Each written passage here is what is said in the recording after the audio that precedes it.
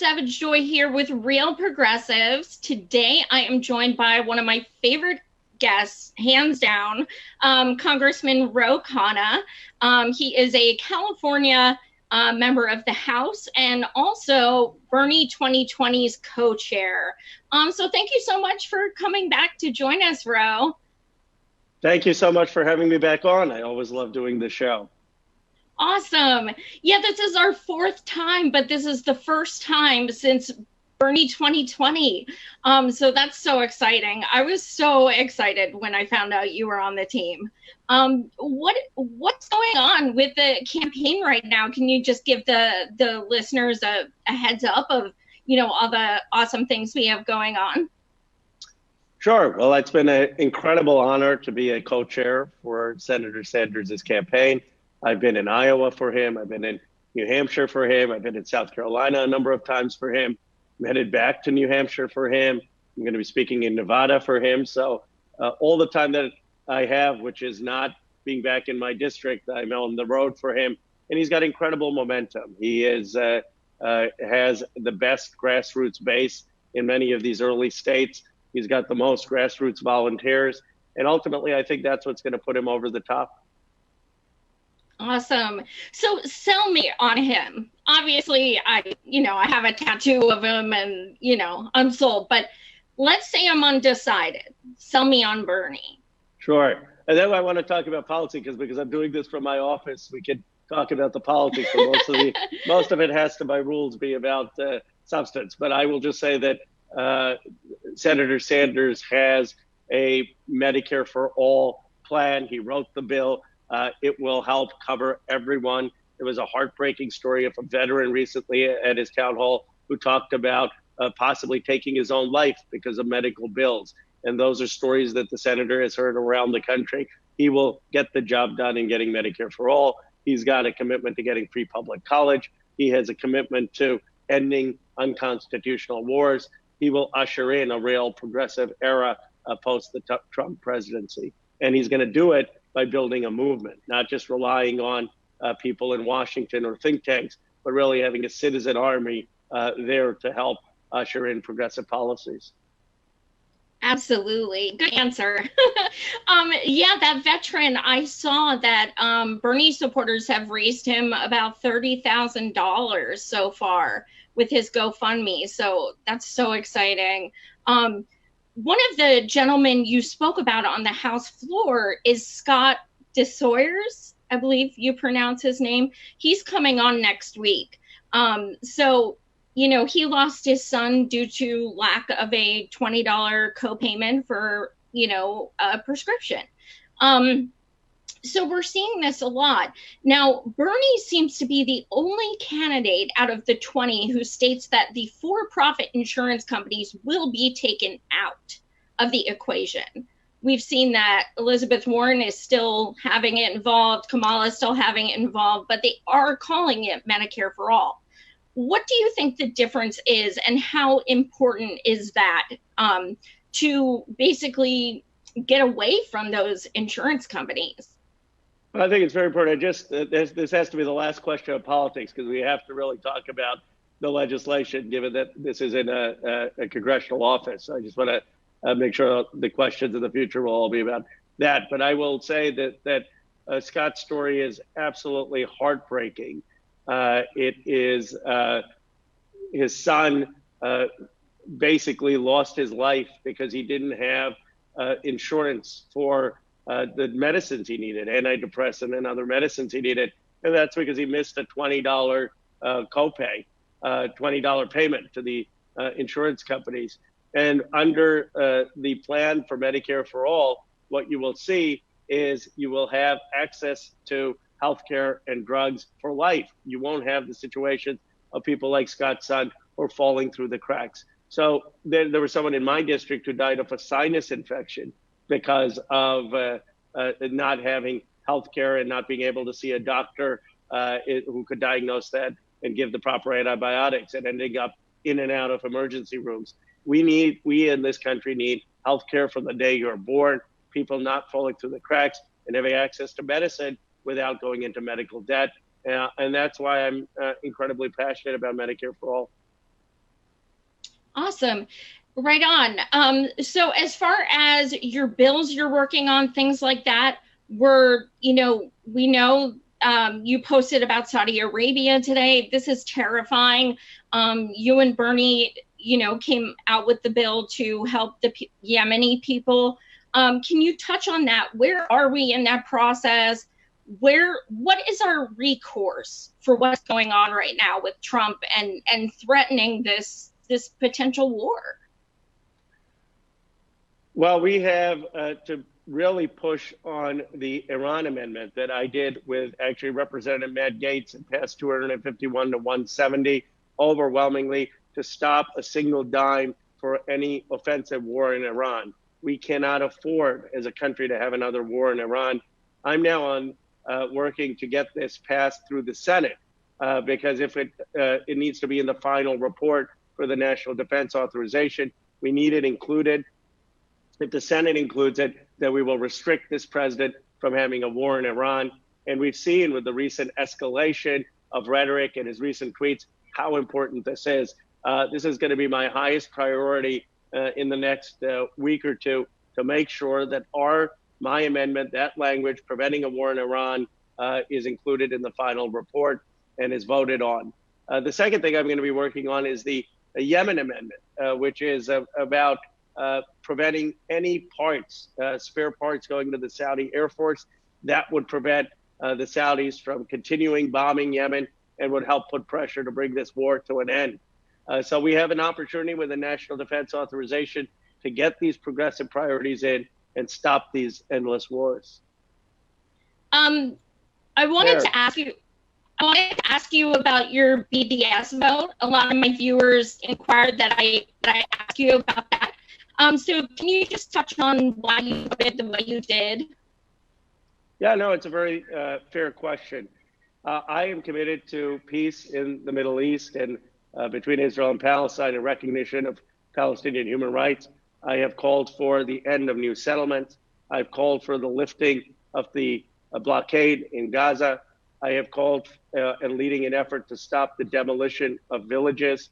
I have called for a two-state solution and one that recognizes the human rights of Palestinian children so that they have access to lawyers and proper care in the legal system. But I don't think, while I am completely opposed to the criminalization or penalization of any boycott, I personally do not think that the BDS movement is the way to get to peace. First of all, I'm not for usually broad-based sanctions. I've opposed sanctions in Venezuela. I don't think it's correct to be having broad-based sanctions on the entire state of Israel. And I just don't think that the BDS movement is going to get the parties to the table to have peace. So I voted against BDS as a tactic to go to peace. But I want to be clear that I totally recognize people's right to organize it, and nothing in the legislation criminalizes or penalizes people's right to do that. I just disagree with that approach in getting us to a peaceful resolution. Thank you so much for clarifying that. What else are you working on in-house? Well, I've been working on the Peace Act. This bill would change the standard of force before police can use violence. Almost every other major democracy says that force has to be a last resort. Force can only be used when absolutely necessary. We have a standard articulated by the former Chief Justice William Rehnquist that force can be used whenever a police officer thinks it's reasonable. That's not good enough. We need to say force has to be a last resort. Seattle has tried this, and police violence has declined. And actually, it's safer for police officers because people use de-escalation techniques before escalating something towards violence. For example, in Tamir Rice case in Ohio, there was no reason that police officers had to get within a few feet of that 12-year-old boy. They should have taken de-escalation techniques before so that they wouldn't have had a situation where you needed the use of deadly force. So I've been pushing this bill. It's already introduced. It's going to have a hearing in the Judiciary Committee. I also have been working on legislation to protect journalists from prosecution, to say that if journalists are getting confidential, classified information from a source, but that they aren't actively trying to hack into a system or encourage that they shouldn't be prosecuted simply for receiving that information, that this is important for freedom of the press. And we've been working really on that legislation. So where do you stand with that on Julian Assange? I think you're asking, I'm having a little trouble hearing you. I think you're asking about the Assange case. And I do believe that that's partly what the legislation is addressing, that the prosecution of Assange is overbroad. And if you use the tools as this administration is to prosecute people like Assange, you're really putting at risk journalists like yourself, that any journalist who receives information can be put at risk, and that's suppressing the freedom of the press. Now, if there was actual evidence that someone is encouraging the hacking of sensitive information or encouraging the theft of classified information, that should be a crime. But you cannot criminalize a journalist receiving information from a source that shouldn't be criminal. I think the question was about immigration. My view is that we first have to start with what's happening at the border. I was down there in Veronica Escobar's district, and I was so heartbroken with what's going on. We are sending people back to Mexico in a return to Mexico policy, totally absolving our hands of the responsibility to allow for asylum and people to petition for asylum. And some of these people who are coming here, they were sex workers in gangs. They're coming, fleeing this kind of violence, and we're saying you need to go back to Mexico. I was in Juarez, where 20,000 of these migrants are being housed and getting decent food and nutrition. And I asked them, how are you able to deal with this situation when we aren't? And one of the city officials said, Congressman, I mean no disrespect, but your country fears the migrants. We don't. But the least you could do is provide us with economic aid to help migrants. If you aren't going to take this responsibility yourselves, don't you think you have some moral obligation to provide us with aid so we can? We aren't even providing the aid to Juarez. And of course, we've had a huge history of family separations. There's no reason mothers coming with kids should face criminal prosecution. They haven't faced criminal prosecution for the past 100 years.